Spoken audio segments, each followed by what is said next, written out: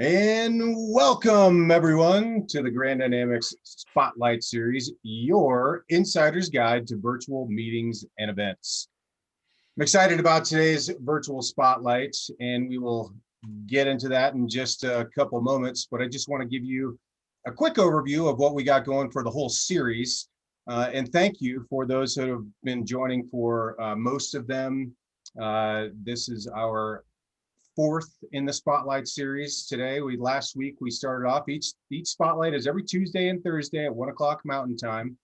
And we began with our event producer today, Mr. John Lucy, and a big thank you to John for producing these events. And he kicked off our Spotlight series with mastering virtual events. And his whole program was all about effective and engaging strategies for how to run virtual meetings and events. So there's a whole variety of different tools, concepts to consider while you're producing your own meetings and events. So that was how we kicked things off. Our second in the Spotlight series was magic and virtual entertainment with our amazing magician, Robert Strong out of San Francisco, world famous, has performed for presidents. And his whole program was all about using magic and creating entertainment and using magic for team building activities, as well as a variety of different program options.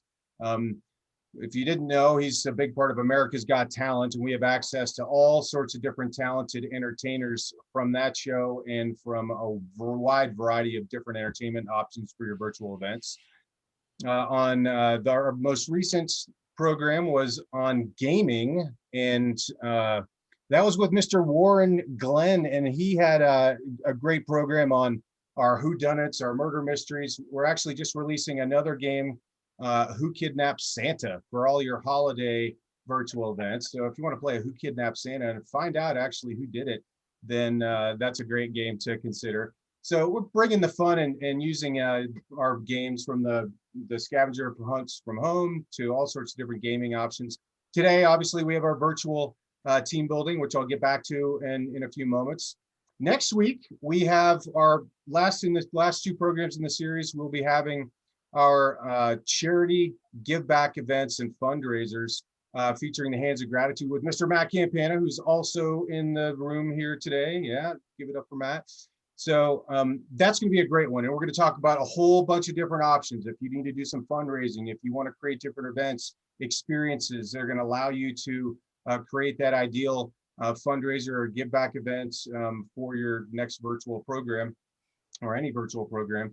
And then the last of the series, certainly but not least, is our adventure spotlight. Yes, super excited about that. We're going to be talking about stories and strategies for life, business, and sport. We're going to be interviewing a pretty amazing guy, Ken Lubin and I from Executive Athletes. If you're not part of the Executive Athletes group on LinkedIn, it's about 20,000 people and people that are basically still engaging in active sports and in the business world as well.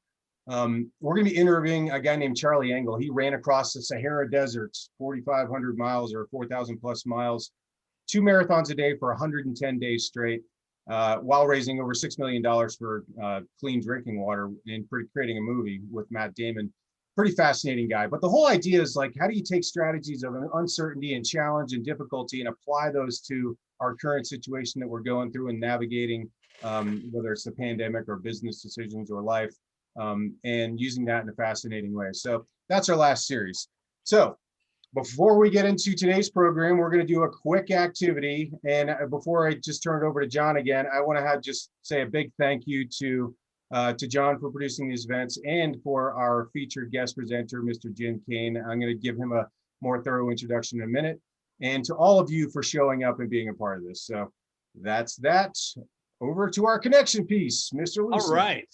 Let's take a moment to connect. And what I'm going to do in just a moment, but not yet, I'm going to send you a link in the chat, and then we're going to send you out to the breakout rooms.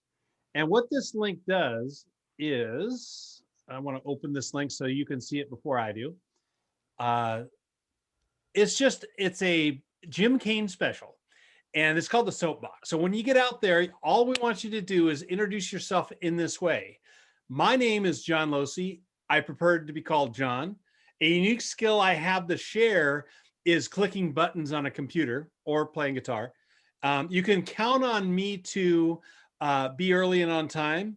What I know now that I didn't know before COVID-19 is how important community and guided practice are. And first thing that comes, you're not going to have to live with these answers too long. Make them be honest, but don't deliberate too long. So what I'm going to do is I'm going to take this link, make sure I get the right one, copy link. I'm going to put it in the chat. And in the chat, what I'd like to do is before I send you out to the breakout rooms, I want to make sure that you guys are have at least one person in your room has this up so that you can guide this conversation. Now, this is only going to be about maybe 3 to 4 minute breakout. So you got to get on task pretty quick. Give me a thumbs up if you understand what we're doing. And if you don't have your camera on, I'm going to assume your thumbs up as a positive. So no response is a positive. Okay, good. So I'm going to head out. There's going to be 3 or 4 people per room. And I will talk slowly just to make sure everybody has clicked and downloaded this picture. I'll stop sharing and I will see you in 3 to 4 minutes. Welcome back, everybody. We didn't get to hear you. Quick. That was too short. It always is too short. Bing. My unique ability is to hog the breakout room so no one else can talk. Wow. That was quick. Yeah. My apologies for the quickness. Hopefully got a chance to hear at least from a couple of people there. And it looks like we got everybody back. Hope you get, I'm really curious about some of those things, like what they can count on you for and all that kind of stuff. And I'm hoping that as this goes on, you guys can maybe explore some of the connections more. Who knows, maybe you might find yourself in a breakout room again. I don't know, maybe. Want to encourage you as we move through this. One of the ways that we're going to gather questions, I shared the Mentimeter app. If that link is open, I'll make sure I put it in there again. Notice the ask a question button. Anytime during this presentation, you can ask a question by going there. You click on it, you type in your question, and this will be a bank for us so that when we're done, we'll be able to address your questions. Don't hold on to it until the end, because I guarantee if you're like me, you'll forget it. So you go ahead and use that question button. Hope you guys had a good time, because it's now time for me to toss it back over to Tim, and let's get on with why you're here. So Tim, take it away. Awesome. Very, very cool. I want to do just a fun little thing real quick as we're getting started, just like a little trivia question. We're talking about team building today, and then I'm going to give a nice introduction to Jim here. But my question to you is, does anyone know the first one of the original research study on team building? Where was the first research study on the impact of team building? Does anyone know? Put that in the chat if you know the answer to that. I'll give you a little bit of a clue. It took place in Chicago in between 1927 and 1932. It was at an electrical plant, and there were a whole bunch of questions around, what's the impact of modifying the lighting in the plant on workers, co-workers, and changing the humidity. Does anyone know? It took place at a Western Electrical. Hawthorne Works was the name of the plant. We got a stumper on here, all you team builders. The original study. Well, it was called the Hawthorne study, and this very original study was basically wondering whether, if you change the physical environment, is that going to impact your performance? And then they started looking at some of the soft skills and the things like leadership and management, and providing feedback and celebrating and pride of the work and things like that.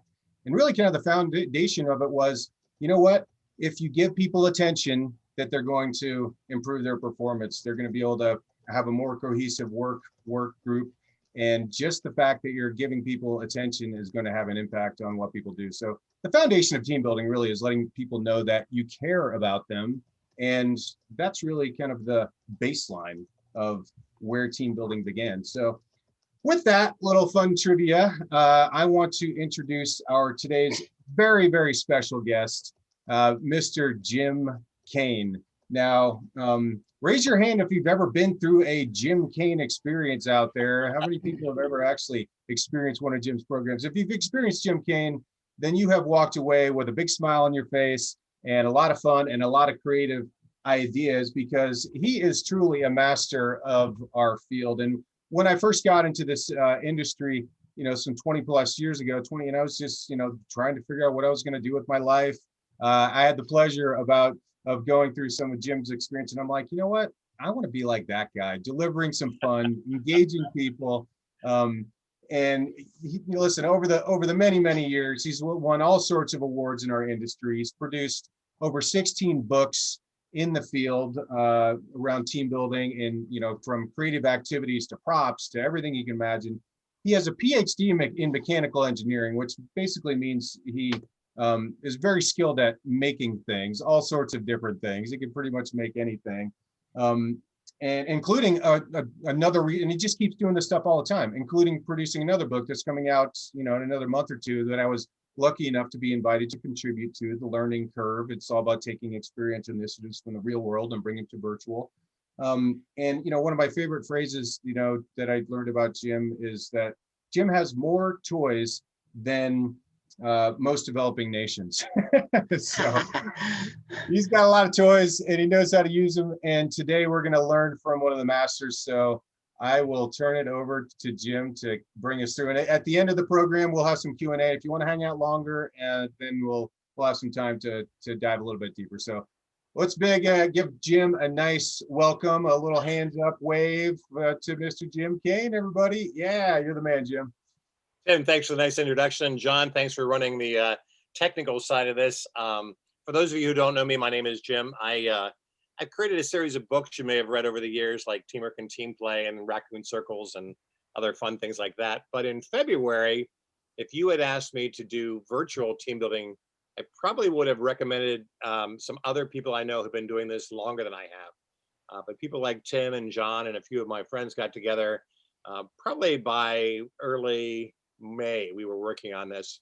And within a period of about 6 weeks, we got to actually be pretty decent in the virtual world. And it was funny. We did a program one time and someone said, well, you guys are all experts. And we said, no, we're just 15 minutes ahead of you.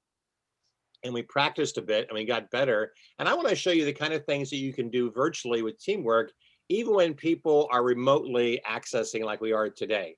So I'm going to share a screen here and just take you through a couple of quick things. And I plan to stick around afterwards. So if you have specific questions, you're certainly welcome to ask them.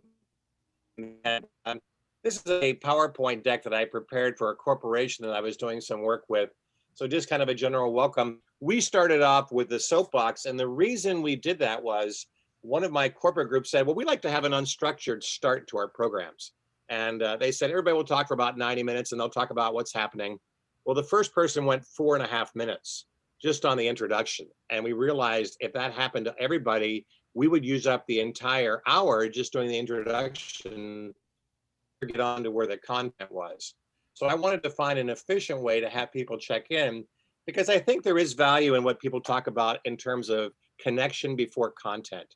The idea of linking people together. When you attended today, if you came in early, John had some activities first off, and that's a great way to kind of begin.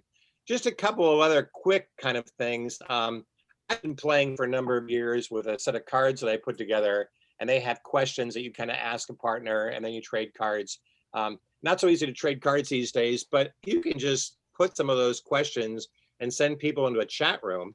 And I just want to share with you, this is the value of sharing these ideas kind of on the web like this. I shared this with a friend of mine, and they said, oh, we did a really great version of this. In person, we had people write down an interesting question on the card. And after about 2 minutes of play, we asked people to edit the questions to make them more interesting. And then they did that process 2 or 3 times. So at the end, they had some really great questions they can ask each other. Another of my early activities I like to do with groups is the story of your name, where people just get a chance to tell their story of their name. Now we've got over 30 people today, probably wouldn't work in a group that big, but we could do it in groups of 30 and make some good things happen. When I work with groups, This is probably the most important slide in the deck. This is the easiest way I have of explaining what it is I do when I work with groups. I think there's 3 essential ingredients to helping groups function at their highest level. One is having a worthy task to do, a job that's important and worth doing. The second is an opportunity for growth so that people have a chance to acquire new skills and learn. And the third is to build and maintain relationships with the people who are part of that group. And those are the essential ingredients. So when I do team building with groups, let's imagine today, for example, you were all electrical engineers. I'm probably not going to do a lot of task related engineering work, but I am going to focus on the growth and the relationship opportunity, because those are ones that in the workplace, people have less opportunity to develop new skills for. A lot of what I do in team building is those specific pieces to bring people together. I also like this one. And if you are watching me in the small window on the side, just cross your arms in front of you, like you're waiting for the bus and just kind of standing there waiting for something to happen. And then what I like you to do is notice which arm is on top. So my right arm is nearest my chin. I want you to switch and cross your arms the other way, just in front of you. And I don't know how that feels for you, but it just, I don't know, just something about it doesn't feel right. And then cross your arms and then recross your arms. And my question is, did you go back to the original technique?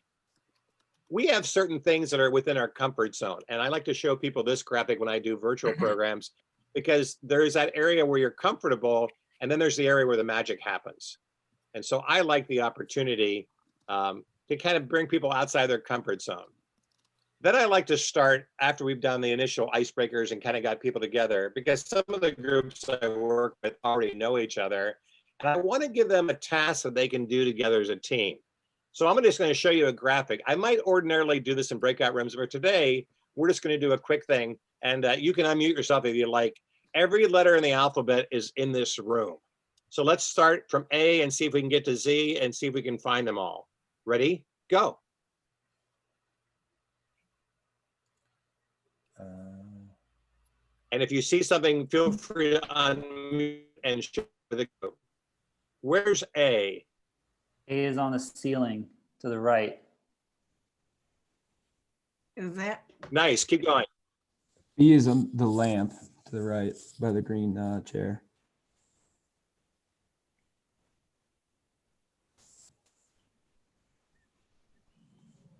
Oh, C's in the window. B in the globe. C is in the globe. In the Oh, window. nice. Oh. D's under the firewood. Is that a D? It's a Z. Looks like a It's P. a B. Looks like a P. Oh, the mule- right. D Any of is those. underneath the deer. Is the mule deer a D letter? Oh, yeah, there it is. is under the gun. It's Right. under the gun on the left. Yeah. Yep. Oh, yeah. Oh, wow. E is in the cabinet next to the deer. Okay, let me ask you to pause for a second. And the idea for me is the same way that we used to do physical warm-ups before a ropes course experience. I like to do a verbal warm-up. I want to get people active and engaging and talking. You can find graphics like this by Googling the phrase hidden objects. And there's a whole series of these on the web. And there's actually a Christmas version of this room just in time for the holidays for you. But these are fun things that I found on the web. And again, the goal is not so much that it's a team building activity in itself, but it prepares people for what's to come. Let's do a slightly different version of what I consider a warm-up activity. There's a sequence that ties these objects together. And there's an order. Let's see if you can figure out what the order is. And I can tell you that if you share out loud, other people might be able to leverage what you've mentioned and bring it home. So what's the order of these objects?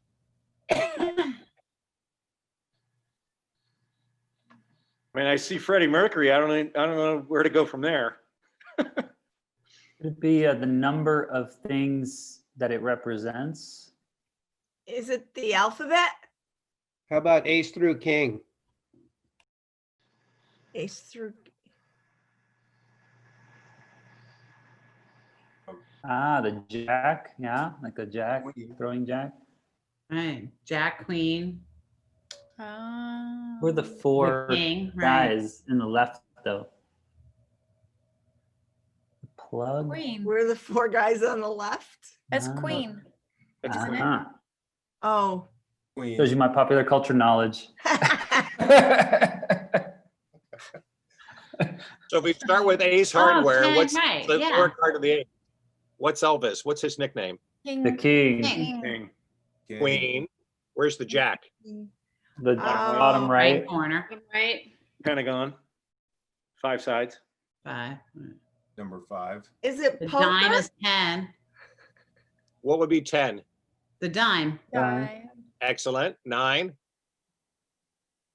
The domino. Domino. Die. Good. And you get the idea. So the idea, and typically when I have large groups, I use this in breakout rooms, because if you've got 15 people working on a project, you probably won't hear the voices of everybody. But if you put them together in a smaller room, good things happen. Huh. And the hard one on this one is that Styx album on the right-hand side. Anybody know the name of the album? Pieces of 8. Pieces of 8. Oh, number 8. God, I could get that. That's on there. So, Wow. now I consider these kind of my level 1 entry activities. I want to engage people. I want to get them talking. And then I want to actually teach them some valuable skills. So let's go on to this next one. This is a real life in-person team building event that I just made a video of and placed it on the web. And the idea is for the group to look at this. And I would ordinarily send them into breakout rooms with a partner. And your job is to either convince your partner, whether it's going to be a not straight line, or be convinced by them. And after you've had a chance to interact with them, then I try to teach people skills about forming consensus. How do you get people on the same page?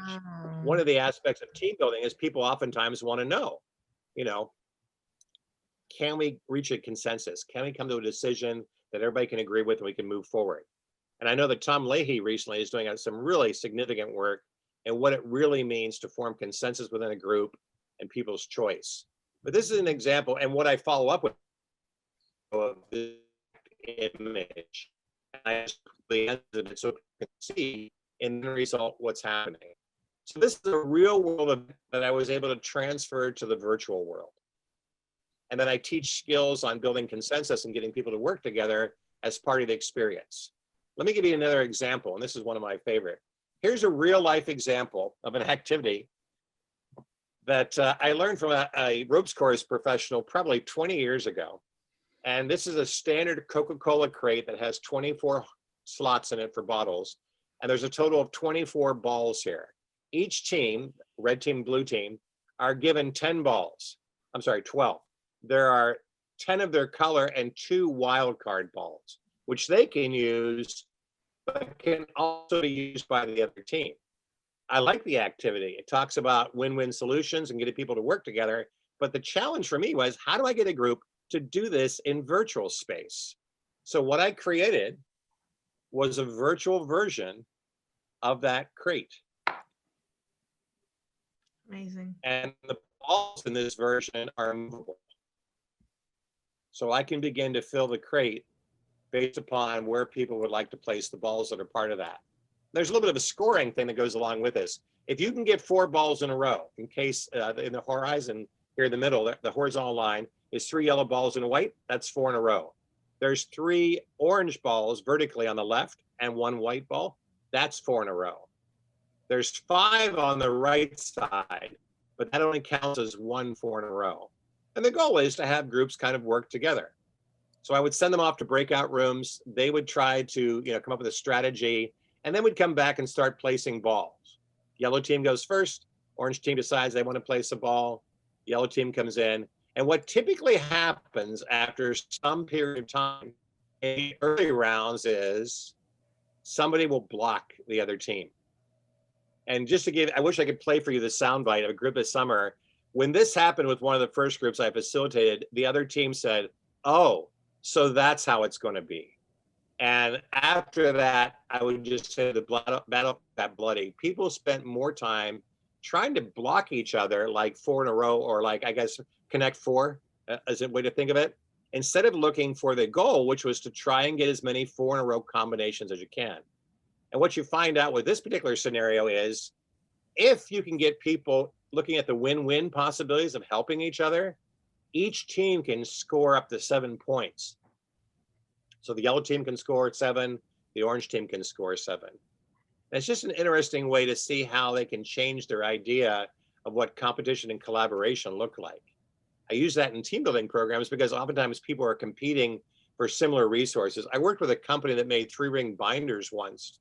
And in the process of working with them, people trying to outdo each other and score more points in each of the team building activities without realizing there was a real opportunity to collaborate and work together, which is the goal of what the managers wanted to see happen within the group. It took a while, but we eventually got there. So what I want to show you is you probably have some conventional team building activities that you've done before. And the question is, how do you create them in virtual space? How can you take the thing that's familiar in the real world, things like this rope and other things, and transfer them? There are some activities I've actually prepared in virtual space that don't exist in real life. Because in virtual space, you don't have to worry about things like gravity. In life you do. I like the fact that these things work. Let me give you another example. The goal of all these activities, whether you're working with rope or tennis balls or any of the standard kind of team building props, it's not so much about the props, but to give your team, the group you're working with, a common experience so that they can talk about what happened. And that's where the real value, I think, comes in. Some people call that the debriefing or the reviewing component, but the idea is to share a common experience that opens the door to a conversation that has value for the group.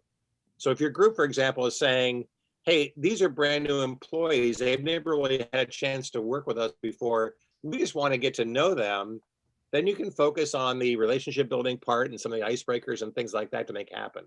Maybe you have an intact work group that there's been a lot of changes recently and they've had to cut resources and they need to do more with less. Well, then you can focus on issues of that and resource management. So you can refine your skills to make these kind of good things happen. Let me give you another example.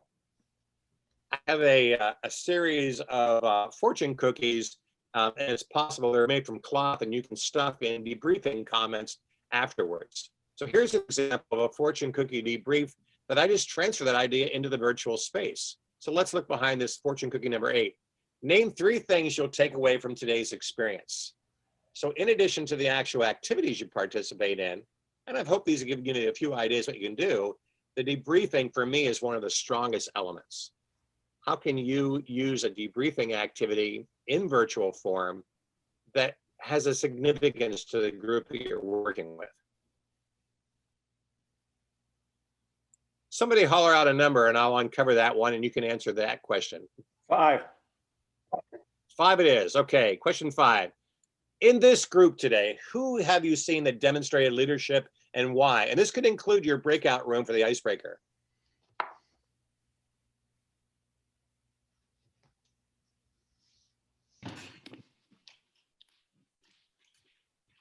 Any thoughts?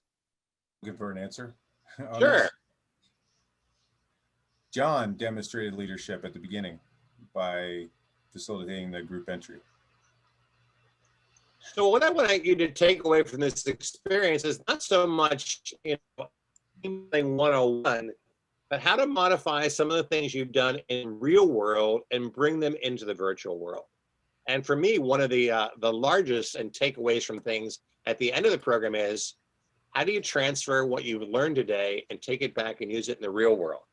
And with almost every program that I've done, I've sent people to breakout rooms, usually in small groups, 2, 3, 4 people, to discuss what they gained from the experience and how they can use that back in their workplace. Sometimes we share that information in the chat. So I'm about to do that with you now. What I'd like to have you do, and we'll just do one more activity here. I borrowed this idea, I included this in a book I wrote called Team Building with Index Cards. I wanted to find an inexpensive prop that I could do lots of things with. And these are called 6-word stories.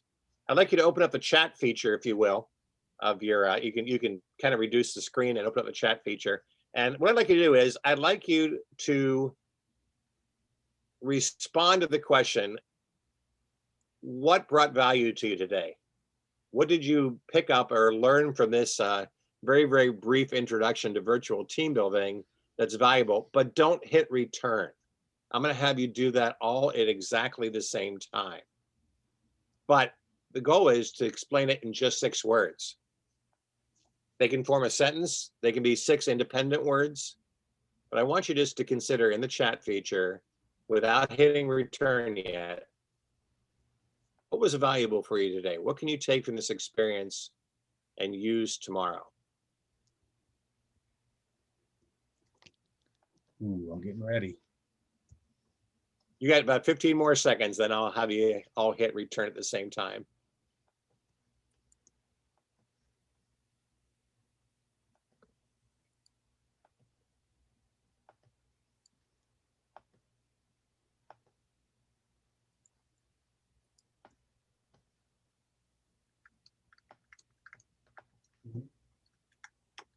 And here we go. 1, 2, 3. That's a nice way to store the comments too, because you can save the chat on most of these features. I realize that's a very, very quick view of what happened today, and I'm willing to share these slides with you. I worked with a fellow named John Berkeley, and people like John Losey and others have started kind of practice groups to help people get more efficient in the art of virtual facilitation. Tim Walther and John and some others also put together a book this summer. 29 of us wrote a book in 4 weeks called The Learning Curve. And the idea of the learning curve was, it was a way to explain our transition from real world facilitation to virtual world, and to share some of the things that we encountered in that process. Tim, that's the majority of what I'd like to do. I'll put up a connection of our the Learning Curve book and things like that, and a couple of links people can look at. What I wanted to do is allow a little bit more time for specific questions you have, so we could talk a bit more that way. That is great. Well, first of all, let's give Jim a virtual round of applause. Yeah. Thanks, folks. Awesome. Thanks so much. And hopefully this has been beginning of stimulating some new ideas. And we purposely left some additional time to get some Q&A going. So we're gonna ask some questions that are specifically relevant to what you might be working on. So as we start that off, what I'd like to do real quick though is there's just make reference to a couple people that are in this group specifically that I wanted to acknowledge. Some of you know that I've been working on a book for the last year on adventure stories that from my personal life and applications to kind of a life. Anyway, one of the people, Kelly Watson. Kelly, raise your hand if you can see the gallery view. Kelly is in the gallery. She's my book editor, very patient book editor. And if you have a book inside you, I mean, Jim, you do this, you're writing books all the time, but this has been my personal editor and coach for the last year. So if you have a book inside you that you want to get out and you're looking for some help, Kelly's a great resource for that. And also Xenia, thank you for pre-reading my book and giving me lots of great feedback, and just wanted to acknowledge and thank you both for being a part of that process. And I look forward to sharing the book when I finally get it done. It's like a anthology and kind of a big project, but anyway, that said, let's start off the Q&A with something where I'd like to have everyone that has something has a resource. Okay, so what's your favorite team building book or a podcast or resource that you know, it's on your bookshelf? Or what's your favorite team building book that you have or would like to share? So any around, you know, building teams, the concept, type it into the chat if you would. Your favorite team building book resource, or you can put multiple in there, but let's just hear from the yeah, of course, the mega classic, Teamwork and Team Play, which is Jim's great book. Thank you. Chris Cavert is another team building guru. Chris has a great email newsletter that he sends out, lots of great free resources. Chris, maybe put your website up there too, so people can go and check that out. And again, you know, the whole purpose of the spotlight obviously is first let you know we're on your side, right? For all the Grand Dynamics. And I forgot even to mention the Grand Dynamics. We're based in Jackson Hole. You got the Tetons in the background here. Experiential training primarily for, you know, corporate training and development, team and leadership training. But we have a lot of facilitators on our team. And if you're a facilitator and you want to get more involved in the virtual world, John Lucy has a great practice group where you can go and practice delivering experiential training, get some feedback there. If you want to be a part of the Grandinamics team delivering, you can sign up for our newsletter and reach out to us at info@grandinamics.com. And if you're a corporate event planner or a business leader that is looking for some facilitated team development, obviously, part of why we're doing this is let you know that we're here for a resource for you. You can email us at info@grandinamics.com to schedule a training like this for your team or multiple teams. So, got some great resources. Yeah, thanks, Chris. That Fun Doing has tons of team building resources there, to kind of do it yourself team building. And what I love about the team building community is everyone's just so giving. So lots of ideas, and there are lots of ways for people to consider doing some things on their own. And then lots of times you figure out it's kind of difficult to do it on your own, so you need some help, right? So we're here to help actually implement and do these things together so we can all learn. So I'll stop talking there. Who has a question? Raise your hand. I'm going to go to the gallery view here so I can see. Who has a question? Yes, M.O. Kepis. Please go ahead and unmute yourself and ask your question.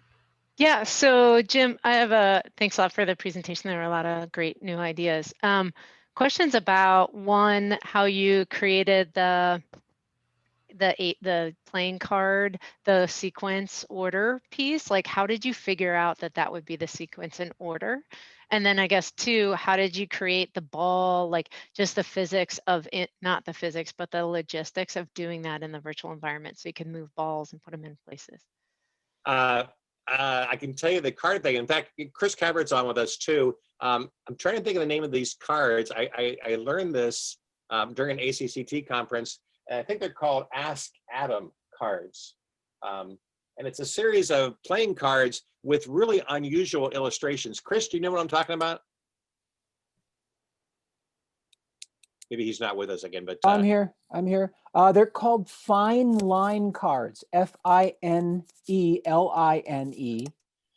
But we're having a hard time. Ask Adam, I think, is the website where you used to get them, but people are ordering them, but they're not getting a response from the group. So it's just a couple of guys that made these. So I don't know how to get a hold of these cards anymore. Nate Folan was the guy who was in direct contact with the gentleman. So, I'd love to see if those are going to be coming back. So I keep emailing them and hopefully they'll give a response. Can I? Hi, this is William here. I don't know if people can hear me. I actually tried to order a set of cards, didn't get anything back, and then they sent my money back. So I'm assuming they're not doing them anymore. Yeah, that's my guess. So Zenio, I read the question. The question was, how did I do the cards? And it came from that idea. And once I had the sequence, that worked out. Would you repeat your second question? Yeah, how did you actually construct the tennis ball thing? So like the physical piece, or like, how do you create that in a virtual environment so that your tennis balls move, you have the static? Yeah, I did that originally on Google Documents, and then I switched it to a PowerPoint. And the idea was I scanned a photograph, and you can even borrow ones off the web, of a tennis ball. And then I just shaded it different colors so it would apply.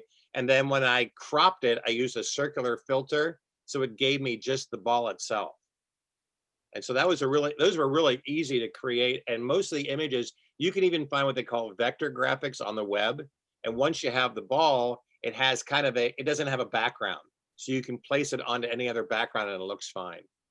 And one little add-on to that, if Canva, CANVA.com is a great graphic design membership type thing. Well, anyway, there's a really simple thing. You can take the image and just click remove background. It automatically does it. And you can download that image and you have the image without a background. So that's What's interesting for me is what you create in the real world. You have to go out and get some tennis balls and get rope. You have to create in the virtual world too. You're going to need those things. So you have to create them virtually. And that can be a time consuming, although it's not a very expensive process. And for me, I just look online, and my first thing to do was take the activities I enjoyed in the real world and see what I could convert. And some of them are pretty easy. I call that the low hanging fruit, but some of them require a little bit more effort to get done. Thanks for the question.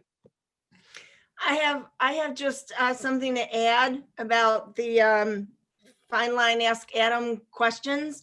at, well, Barnes and Noble, for one, there's this book called 365 Questions to Ask, or something like that. It's a thick book. I wish I had it so I could show you the cover, but all it is all questions random about every aspect of a person's life, their likes, their dislikes. It's just, it goes real deep. It can go more on the surface, but it's you can find it at the bookstore, and it's thick. So because you can journal in it and write the answers. And I find that to be helpful when I'm doing an activity and I need a little boost on some questions. Maybe it's 378 questions. I don't know, but there's a number, and then it says questions after, and that's available just at a bookstore as a resource. Nice. Thanks, Ania. Who has another question for Dr. Kane or the group? Would like to pose? Hey, Tim, there's from the polling, it's virtual activities. What sort of activities has not worked for you on virtual? Have you found that activities that require people to press too many buttons don't work as well? That's to Jim. I can tell you this early on, and you saw some examples today with things like those tennis balls. I had an activity that involved golf balls, and we had a green mat. We had beautiful high resolution images that there was not bandwidth for. Some of our people were calling in by cell phones or by landlines, or less than DSL level of internet access, and they simply could not load these high resolution, high content images. And in some cases, rather than having a perfectly rendered 3D golf ball, I just put a circle. And so I had to kind of downsize the bandwidth required for my team building activities to get people to access them quicker. For example, the first time we had everybody linked together so they could move the balls around the screen, and only about a third of our group were able to do it in real time. Some people would move an image and it would take 30 seconds to update so everybody could see that on the screen. So it just didn't work out well. So one of the things I did early on, and you'll find some of these writings in the learning curve that Tim and I and John put together, it was just a lot of things went bad. John's really great at saying something's going to go wrong today. We don't know what it is yet, but and we have workarounds, but we kind of know those are going to happen. There's certainly a higher level of uncertainty in the virtual world. But I think most of us have gotten to the point where we can just roll with the punches and make good things happen. But early on, I would advise you, whatever you do virtually, minimize the bandwidth needed. Like I wanted to show a video on my screen, and my personal internet connection was not sufficient to both transmit a video that was playing live. People were seeing like every 5th frame and no audio. And it was just disappointing. So minimize your bandwidth. That's one of my first clues. What else? So I have a question. When you have a large group, what feedback have you gotten about keeping everybody engaged so that some of them just don't kind of fall off in the back of the room? Do you have any suggestions about that? I use the same thing that happens in real life. I try to break them into smaller groups. If I've got 150 people in a room, I know some people are gonna, not so much high, but they're gonna have a hard time having their voice heard.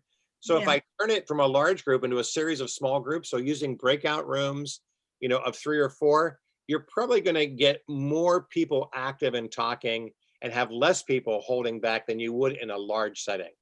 Right now we've got more participants than I can see on one screen at my house. They're kind of rolled off the edge there. And it's easy to forget about them because I can't see them in this overall gallery view. So finding things to do in small groups and engaging people that way seems to increase the level. And then quite frankly, all the things that work in real life too, not throwing people into an activity until they're prepared for it, doing some kind of audio warm up so they get a chance to talk and interact, and a chance to interact with the people that they're going to be working with. It's hard to say, I'm going to put 4 of you in a room and I want you to trust each other, go.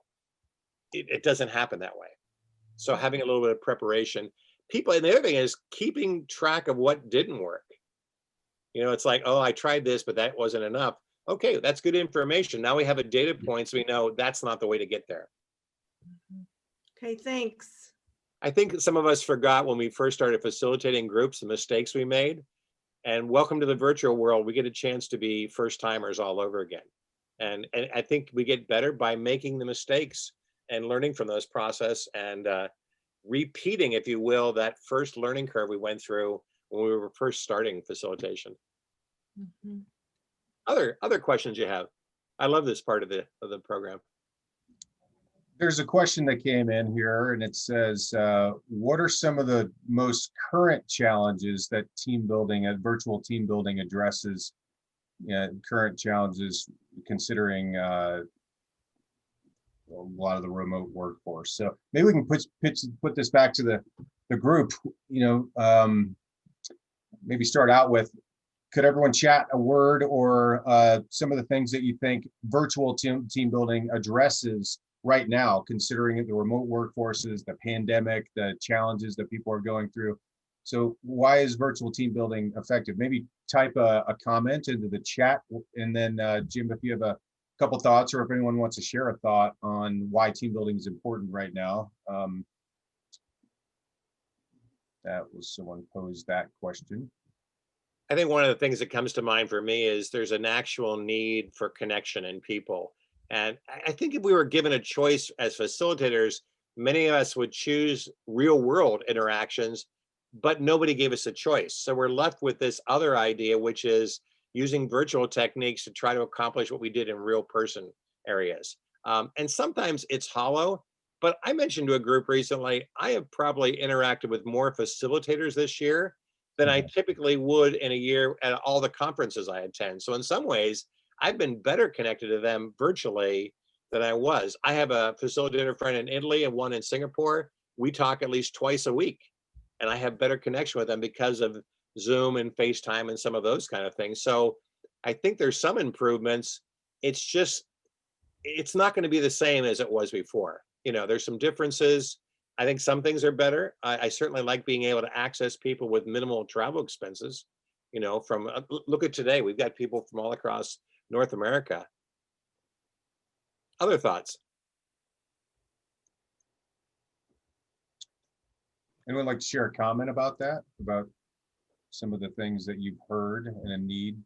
I mean, one of the biggest words that I hear all the time is, isolation, right? People feel like they want to be connected, being at home, and we just need more frequent types of team building activities where it's facilitating conversations to the programming to creating some fun and optimism. And there's plenty of there's plenty of reason to be pessimistic, but we gotta work hard to guard the mind and to take care of each other, to connect and keep that optimism going. Jim and I were just talking about before we get started, and the politics and everything else, but we as leaders need to be that driving force around the optimism and keeping people connected and positive. So not necessarily positive, like nothing's wrong, because there's lots of challenges, but the optimism of a better future, right? So. Hey, Tim, we've got a question from the cloud here. Okay. Facilitation techniques. Should the facilitator drop into breakout rooms to check on participants? Helpful or disruptive? What are your thoughts? I can tell you personally, I've been working with mostly adult audiences, and I did not use that technique of dropping in on my participants, mostly because through familiarity, I had a pretty good idea what they were doing. I did a youth conference though for Pennsylvania 4-H, and they put an extension agent in each breakout room. So they weren't coming and going, but they were part of that room just to make sure people focused and stayed on task. If you've ever started a team building program and somebody was late coming and you've just gone through the early stages of the forming and storming and norming, and now you introduce a new person, it throws a real, I think, clinker into the system.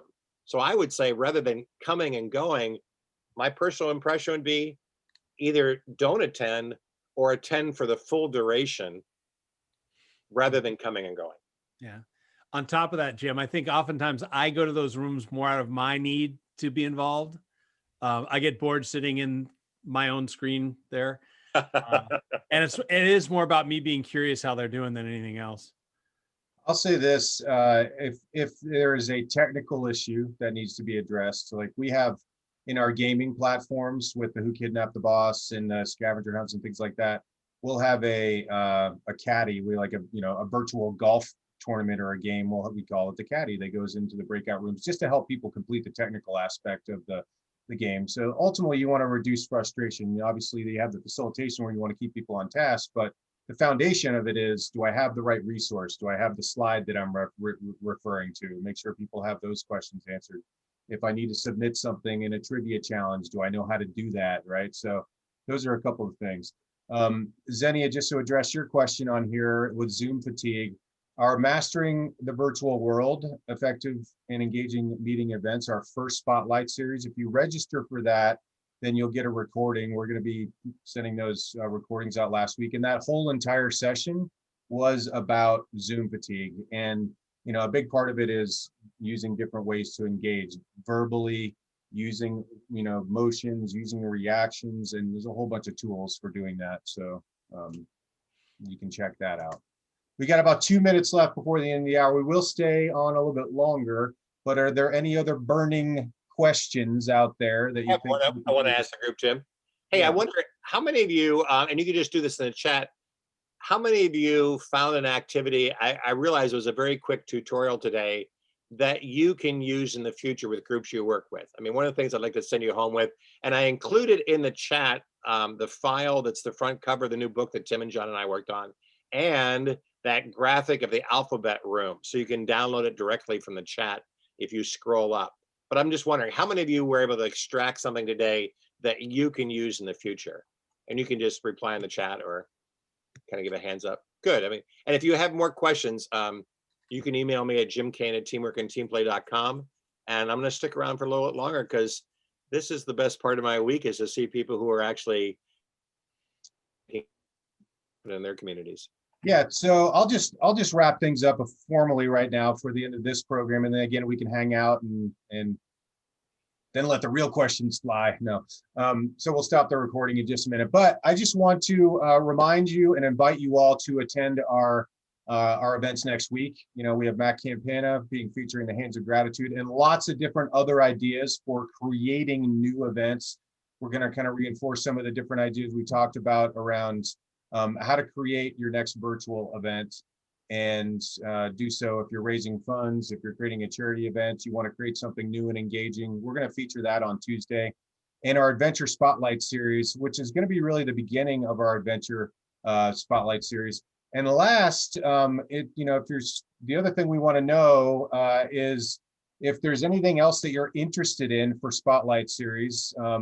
We want to hear from you, because the idea is we're going to be creating a series of these things ongoing. So if there's a topic or there's a particular skill that you're interested in, our mission is to gather the resources and the experts that are doing really, really well in the virtual world, and to provide resources for that. So with that, we will wrap up the meeting, and I want to thank everyone for coming and to hang out if you want to stay a little longer. But on behalf of Grand Dynamics and our team from Jackson Hole, Wyoming, and around the country, thanks for coming to this Spotlight series, and we hope to see you again soon. Thanks, everybody.